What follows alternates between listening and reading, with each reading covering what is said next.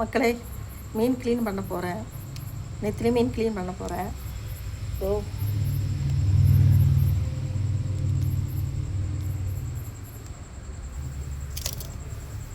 இது 100 ரூபா தான். இந்த மீன் 100 ரூபா தான். அது என்னென்னா, நெத்திலி மீன் க்ளீன் பண்ணிவிட்டு நல்லா வாஷ் பண்ணிவிட்டு அப்புறம் இந்த மீன் வறுவல் பொடியெலாம் இருக்குது இல்லைங்களா, அதெல்லாம் போட்டு நல்லா தூவி மஞ்சத்தூள் உப்பு, நாம் கொஞ்சம் உப்பு சேர்த்தணும்.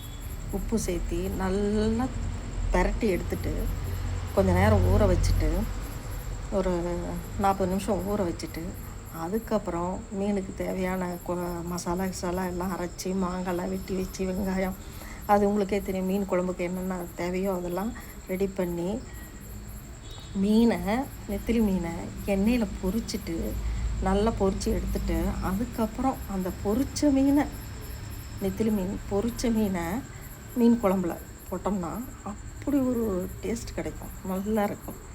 நான் செஞ்சுட்டு உங்களுக்கு வீடியோ போட்டு காமிக்கிறேன்.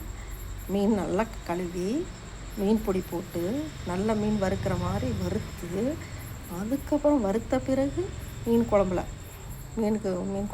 போட்டு மாங்காய் போட்டு முருங்கைக்காய் கூட போட்டுக்கலாம், கூட எல்லாம் போட்டு நெத்திலி மீன் குழம்பு வச்சோம்னா அவ்வளோ ருசியாக இருக்கும், நல்லாயிருக்கும்.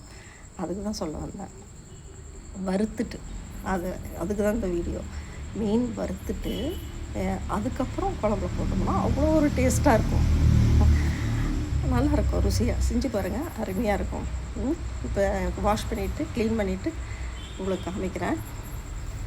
மீனே மீனே மீனம்மா கிளி தொட்டது யாரம்மா, தானே வந்து தழுவி கொண்டு சங்கதி சொன்னது யாரம்மா. ஓகே, லைக் பண்ணுங்கள்.